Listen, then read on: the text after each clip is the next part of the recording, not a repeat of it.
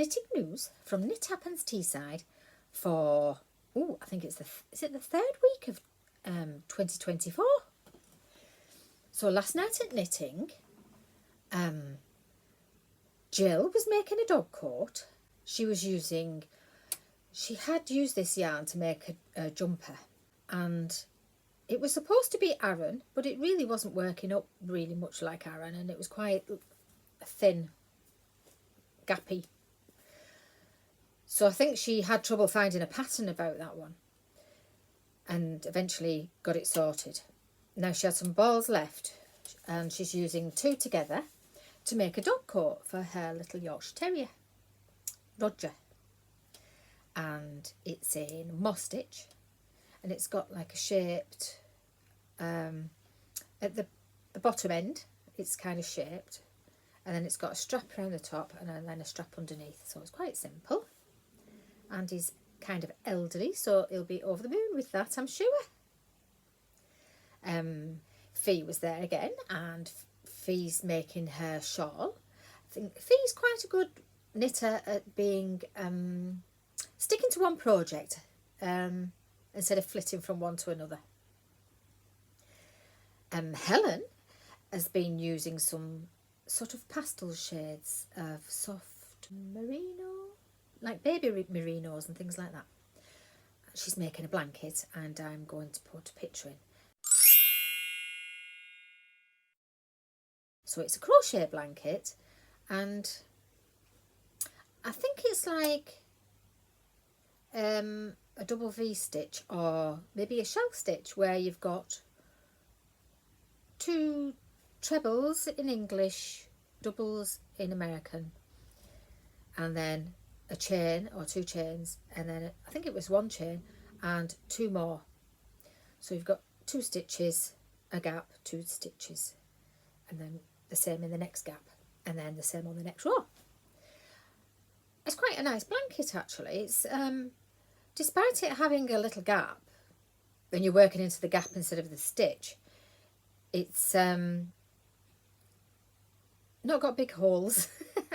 Because I always think of babies, I'm not sure if this is a baby blanket, but I always think if it was a baby blanket, then they've only got little fingers and you don't want them getting stuck in the holes in the blankets, do you?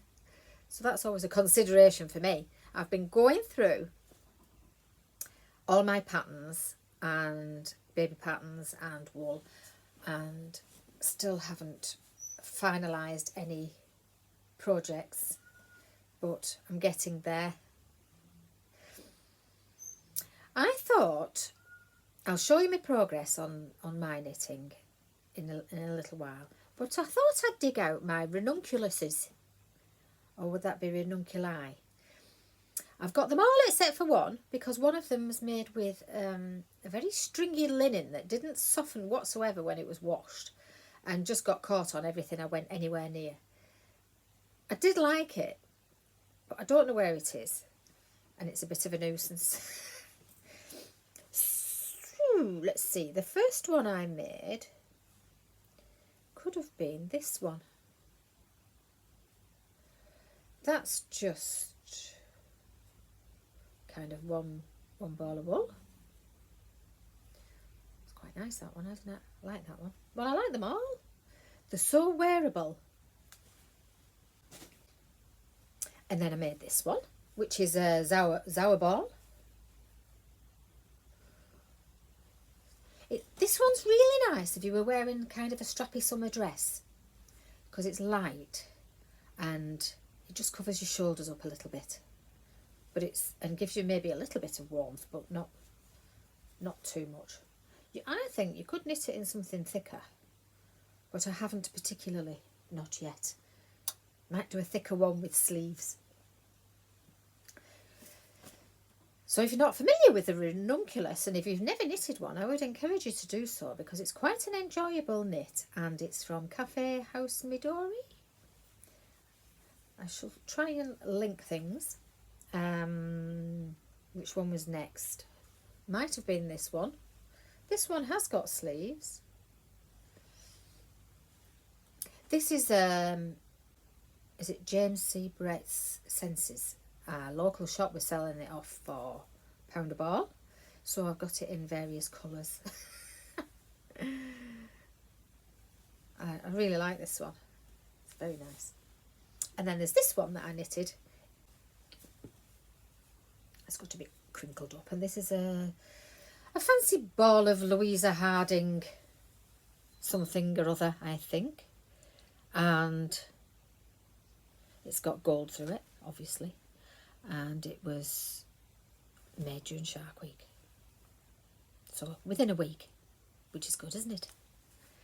Especially if you needed something, or if you were going away and say one colour would go with all your outfits, you could just make one of these with short sleeves, just as a little bit of warmth if you need it, or a bit of covering up your sunburn, or if you made it with a summery yarn. If you were going somewhere warm, this is quite a good idea, I would say. Right, Lottie's here behind me, but I don't really want to move my camera or I won't get it back right. But I did film a little clip, so I'll put it in because Lottie's very sweet. This is Lottie. Lottie decided that she's had enough of that cat and she wanted to put in an appearance because she's the special one. Is that right, Lottie?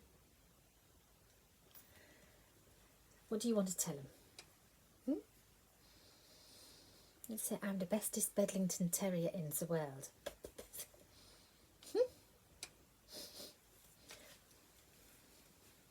Because she is, isn't she?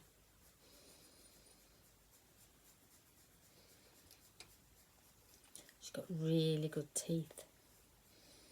Haven't you, Lottie? Shows your teeth. Oh, they need a clean. They don't normally. I could tell you about this, and I should tell you about this because I'm sitting wearing it. I won't tell you about my cardigan because it's not hand-knit. How naughty is that? This was, well, it is by the sea shawl, and it was by Wild Atlantic Yarns, but I have checked on their website and it's no longer there, it's no longer available, and I had a rummage through Ravelry, but lots of people have called their patterns by the sea shawl, so it wasn't very easy to find. It's basically, if you go for a sort of this shape, you start off with a tab and you're increasing along the edges.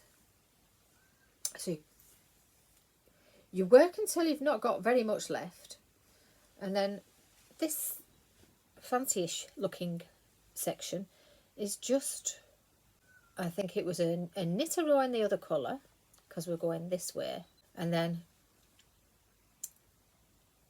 there was a yarn over or something like that. It's just a little lacy holy edge, and then another solid row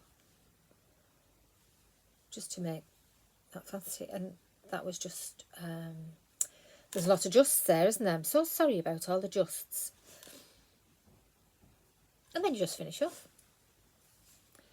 There's actually there has to be some increasing somewhere. I think that's just after the colour work, and it gives you a rippled edge. It's very wearable. It's not too big, not too short.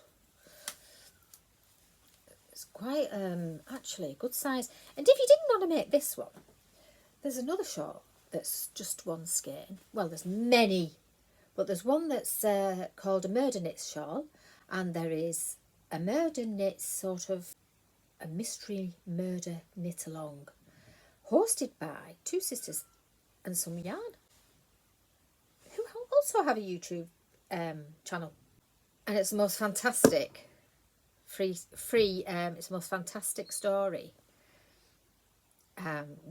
very well worth a read. So I'd say go join that, go and do that. So if you look at Two Sisters and Some Yarn on Instagram, on their Linktree thingy my bob, it'll be on there. I think you can late sign up. I think is more the merrier. Right, where are we at now? So also last night I arrived without my money. My handbag was at home earlier in the day, and I'd put my purse in and missed. It was behind a surfboard, so I couldn't see very well what I'd done. So when I got to knitting, I had no money. Obviously my friends would buy me a drink or lend me some money, but I thought, well, I know I can pay on my phone. I know it's a possibility, and I can also pay with my watch. It's that way around today. So I thought, well, I should try and do that and sort of drag myself into this century. But then I needed my card details to put into the app, and actually there's different, as you may know, different ways in which you can do this. So the lady at the counter was very helpful and got my phone and went, whoosh, whoosh, whoosh, whoosh, whoosh, whoosh.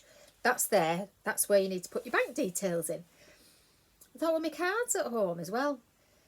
So I sent a message to my daughter, and she found my purse and then found my card and sent me my card number. It's a bit of a long-winded story, isn't it, this one?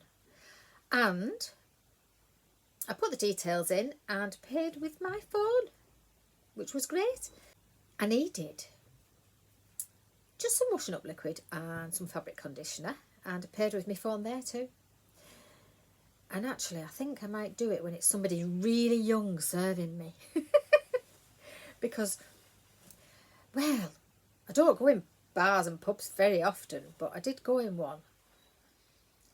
And somebody asked me to take a photograph, and he said, you just press the big white button there. I was like, yeah, I know. I take hundreds of photographs and little videos. So, I mean, give it another 10, 20 years and everybody will be shouting at me. Because that's how it goes, isn't it? And I shall shout back, I'm not deaf! So that was there. So now I can pay on my phone, but I do like to use cash. Cash is best, and I use my phone if I'm caught out or whatever, but at least I've got the option. So I thought that was quite I like to have firsts. Last year I had quite a lot of firsts. First time doing different things. So that's the first for this year. My first. Right, I'm going to go and get my things. Oh yeah, I can tell you about the cat. Update on the cat. She's a bit of a sofa monster. We have 2 sofas and they are placed at a right angle to each other. And there's a gap in between of maybe a yard, a metre, if that. If you sit on the sofa that she's not on, it will be only a matter of a few minutes before she's jumped over to that sofa to come and sit on your knee or get stroked. And she's just so lovely. She's dinky towards the cat we had. She's so delicate and like, oh, she's a precious little object, you know, when you're carrying around. She feels so, she's not particularly frail. She's a little bit wobbly when she wakes up. But she's called Millie, and I keep going to call her Molly. So I thought we might call her millylollymandy. And then if we do end up taking her to the vets for anything, they'll have to come out and shout, millylollymandy! I thought, I quite like that. I think that would be quite fun. Resolutions. I didn't talk about these in the last 2 videos because it's more intentions for me. And you don't need to know mine. And, well, I do like to, if I go to a yarn show, I'm not going to not buy any wool. I'm going to buy what I want. But keep in mind that I've got an enormous stash at home, maybe. And really, what I wanted to say was, it's your hobby. Enjoy it. Indulge yourself. Knit what you want to knit. If you don't like it, don't knit it. Rip it out. Oh, there's my dinner. I have a chef, you know. Right, thank you. He doesn't know. He doesn't know I'm filming. I'm going to get my projects and show you them. So, see you in a bit. Oh, right, I'm back. I think these are, yeah, they're still on. I've just had stew and dumplings and a lovely cup of tea. Biscuit tea with no milk. Saves you eating a biscuit. because it kind of tastes like you are eating a biscuit without eating a biscuit. That makes sense. Anywho, this is the jumper I showed you last week, and I'm on the second sleeve, and this is how much I did last night at knitting, because I've got the perfect length of circular needle and it's just really quick because there's no magic looping, no multiple stitches, multiple needles. It's just, once you get warmed up, it's really quick. You just go round and round and like push your bits, push them round, get a few more bunched up. So this one's a quick one, and then the other one's not as quick. Somehow this is really quick to knit on that needle. Now my ugly cat shawl is, I'm on to my second claw part. This yarn is, you can see, can't you? This yarn's thicker. It's a mohair, but it's thicker. This is mohair lace. That one's mohair lace. That was really hard to knit, but it feels gorgeous. This is kid silk, and there have been a few issues. But from a distance, I think it looks all right. And you know what? I'm not going back. It was giving way. The ball was like very thin in places. I don't know if it was moth damage or... If it comes to it, I will make a repair, but I wanted this colour because my next colour, I wanted to be not a million miles away from the last colour.